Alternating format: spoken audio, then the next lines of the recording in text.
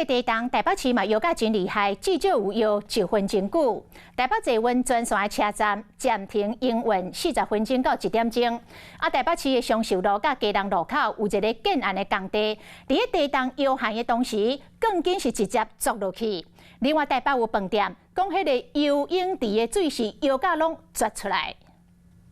原本起甲一半的建案工地，伫地动的同时，敢若有插板落落来，所大概过无偌久，就清出地烟，现场的民众惊甲唔敢跨过。天哪，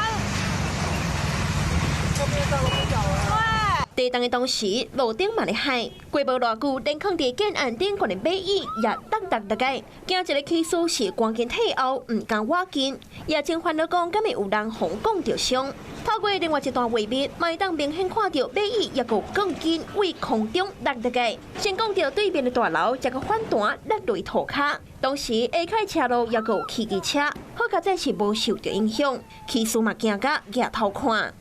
另外，饭店游泳池内底水嘛从海角涌出来，因为地动海角真大力，变成一泡一泡海涌。 这是台北市中山区金华酒店楼尾顶的游泳池，伫地动发生的同时，拄好有民众当咧受水，会当看到游泳池就亲像海涌共款，水一直涌出来。金华酒店集团表示讲，因为一直有地动尾，目前楼尾顶游泳池暂时关起来，会继续观察现场的状况。